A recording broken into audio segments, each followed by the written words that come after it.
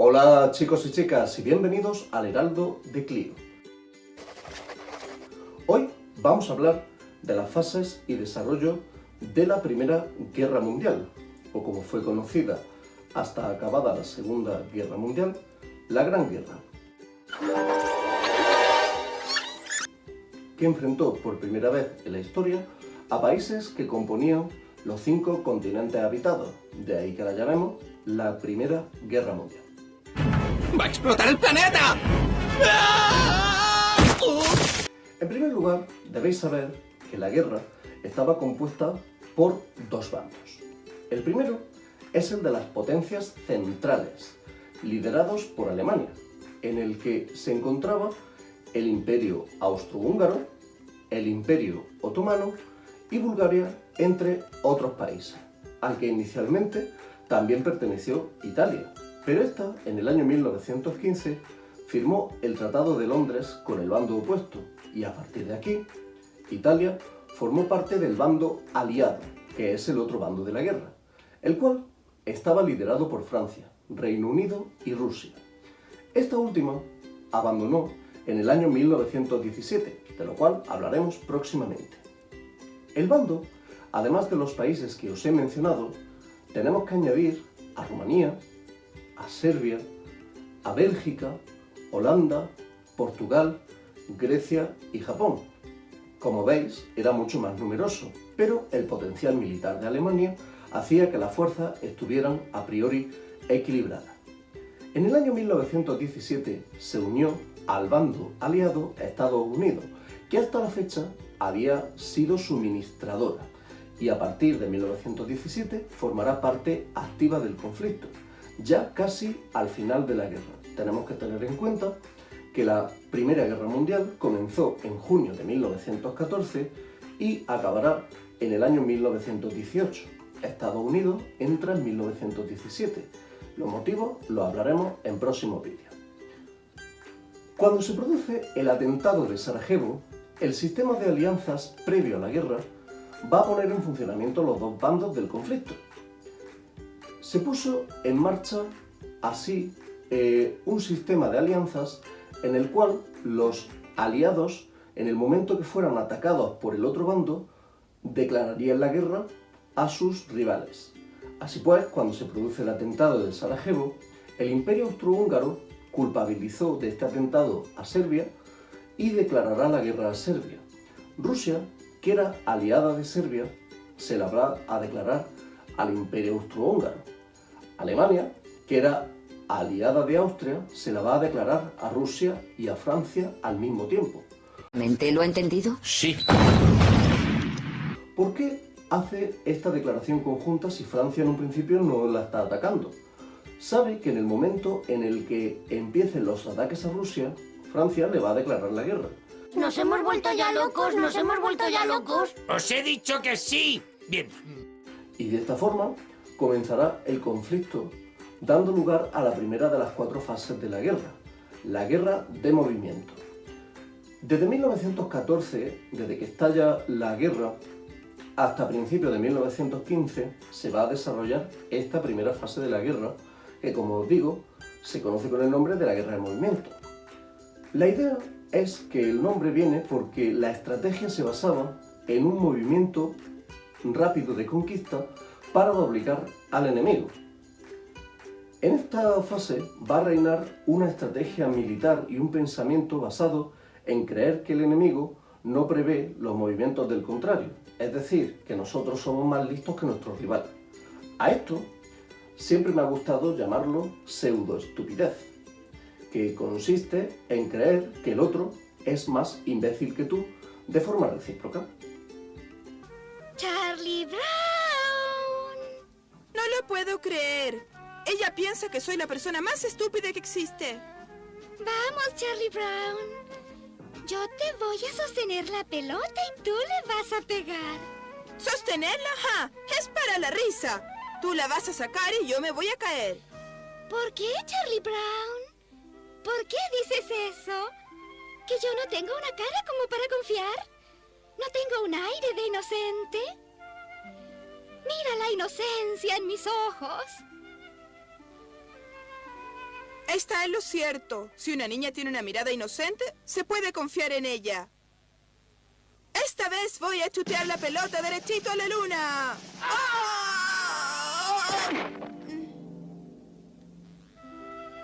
Lo que has aprendido hoy día, Charlie Brown, te será de un valor inmenso por muchos, muchos años. Es decir, el uno trata de estúpido al otro. Pues bien, eso llevó a la guerra a un punto muerto. Pues si bien cada adversario sabía realmente cuáles iban a ser los movimientos del otro, se anticipaba a esto y conseguía frenarlo. Al principio, y debido a esa pseudo-estupidez, todo el mundo pensaba que la guerra iba a ser corta, pero lejos de la realidad nos va a llevar a un estancamiento que nos traerá la segunda fase, basada en el principal instrumento de la guerra, o el más conocido, que es la trinchera. Pero antes de pasar a la segunda fase de la guerra, que es conocida con el nombre de la Guerra de Trincheras y que va a ir desde 1915 hasta principios de 1917, hay dos cosas que me gustaría destacar de la primera fase de la Guerra de Movimientos. Alemania, en su camino hacia Francia, cuando le declara la guerra esta, y de forma totalmente sorpresiva y deshonesta, invade Bélgica, un país que hasta la fecha era neutral. Será obligado a participar en el conflicto y esto hizo que Reino Unido declarara la guerra a Alemania, ya que este país tenía acuerdos con Bélgica y se verá obligada a entrar en el mismo. En un principio, la intención de los hijos de la Gran Bretaña era ser simplemente suministradores y que Francia se enfrentara a Alemania. Y cuando ésta estuviera contra las cuerdas, es decir, cuando Alemania estuviera dándole pal pelo a los franceses, entrar para dar apoyo militar directo. Pero sus planes fueron truncados y fue obligada a entrar antes de tiempo. Pasamos ya a la Guerra de Trincheras, segunda fase que en este caso se caracteriza por la estabilización de los dos frentes a Oriente y Occidente. De ahí que se utilice la trinchera como instrumento de guerra, pues la trinchera lo que hace es mantener un asedio constante entre dos enemigos. De Alemania tenemos que destacar que se va a enfrentar a ambos lados, a Oriente, es decir, al este, y a Occidente, es decir, al oeste, contra Rusia en el caso del frente oriental y contra Francia en el frente occidental. Por así decirlo, va a tener la guerra en ambos lados y además estos frentes van a estar apoyados por los respectivos aliados de cada país. Esta estabilización nos dará como resultado el concepto que la guerra tuvo, y es que no era tan importante el avance, pues el que tuviera más capacidad de resistir los combates sería el vencedor. Dicho de otra manera, el que resista gana.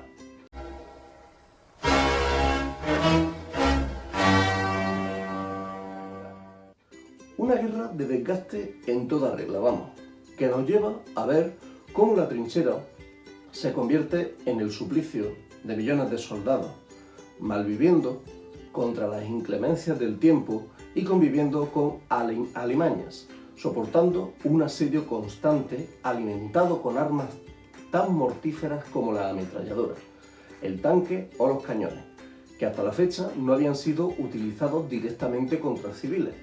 Su capacidad destructiva era capaz de desintegrarles y esto va a generar un pavor hasta la fecha desconocido. Los soldados, lejos de valentía, muchas veces tenían auténtico miedo. A esta etapa van a pertenecer momentos tan importantes como la batalla de Gallipoli, entre el Imperio Británico y el Imperio Otomano, la batalla de Verdún entre Francia y Alemania o el Somme, también estas dos últimas que tuvieron un gran coste de vida. Y siempre vencía el bando que resistía, sin conseguir en este caso los atacantes avanzar distancias grandes.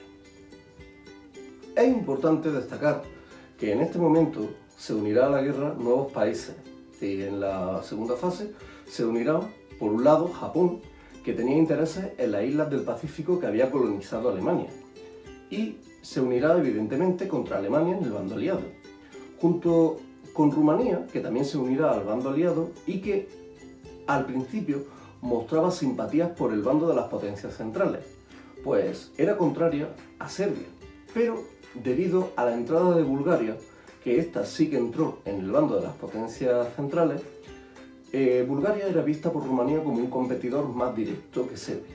Así que hizo que Rumanía se centrara en quitar al Imperio Austrohúngaro regiones que culturalmente podría anexionarse, de las cuales la más famosa era Transilvania, que os diré como curiosidad que cuando fue escrito el libro Drácula de Bram Stoker, esta pertenecía al Imperio Austrohúngaro, Transilvania quiero decir. También tenemos la entrada de Bulgaria, que buscaba perjudicar a los serbios en los Balcanes, y el cambio de bando de Italia, que, como ya he dicho al principio, formó parte de las potencias centrales por quienes nunca disparó una sola bala. El caso de Italia es singular, pues su pertenencia al bando alemán era por tradición de amistad y por querer beneficiarse de la pérdida de colonias en África de Francia e Inglaterra.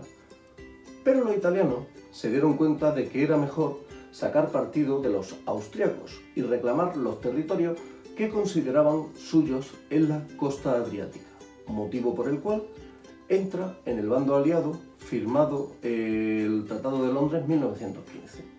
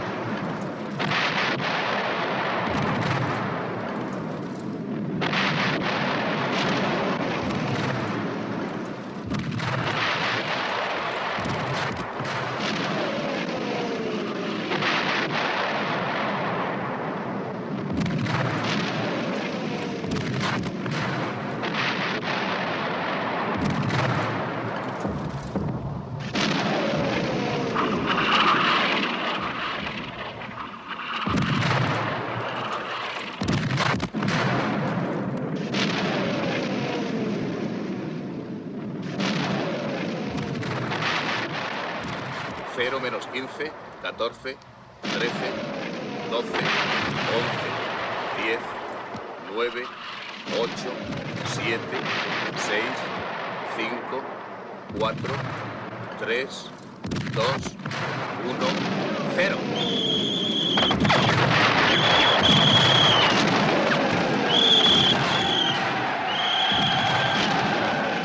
Antes de pasar a la tercera fase, conocida como el año decisivo, primero deberíamos ver en qué situación se encuentra la guerra llegado al final de la segunda fase.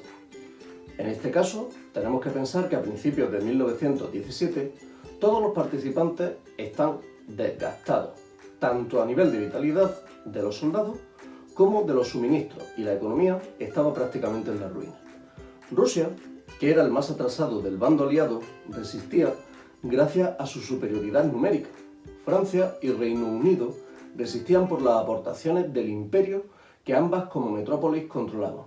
Alemania superior en cuanto a tecnología, debía de apoyar a sus aliados, que técnicamente eran inferiores, y esto hizo que su desgaste fuese mayor. No obstante, Alemania gozaba de cierta ventaja, gracias a su potencial industrial, pero llegado al año 1917, la situación va a dar un giro, y ese giro va a estar protagonizado por la entrada de Estados Unidos en la guerra.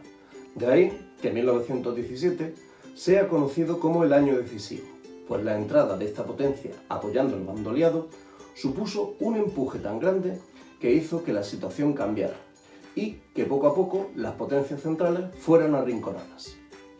Además de por la entrada de Estados Unidos en la guerra, el año 1917 fue decisivo porque Rusia, tras haber sufrido la revolución bolchevique, abandonó el conflicto, lo que hacía pensar que Alemania sacaría tajada de ello, pues sin el principal enemigo del frente oriental, ésta podría concentrar todas sus fuerzas en el frente occidental y así doblegarlo. Pero la entrada de Estados Unidos, unida al desgaste alemán, hizo imposible su victoria. Gracias a los norteamericanos se pudo iniciar una ofensiva que poco a poco doblegó a las potencias centrales, dando lugar a la última fase de la guerra, la ofensiva aliada, que durará prácticamente todo el año 1918. Con una Alemania desgastada, hundida y que apenas fue rival para los aliados, que terminaron por doblegar a todos los países del bando de las potencias centrales, siendo Alemania la última en caer el 11 de noviembre del año 1918. Así, firmado el armisticio alemán, se reconocía su derrota y la Gran Guerra llegaba a su fin. ¡Gané! Bueno, pues con esto terminamos las fases de la guerra. Próximamente en el Heraldo de Clio tendremos un vídeo sobre las consecuencias de la guerra, así como otros aspectos como la formación de los bandos o incluso también el año 1917 y los motivos por los cuales Rusia sale de la guerra y entra a Estados Unidos. Si os ha gustado, dadle a like, dejadme algún comentario y al igual que os invito a que os suscribáis al canal y le deis a la campanita para estar al tanto de todo lo que os cuenta el Heraldo de Clio. ¡Adiós!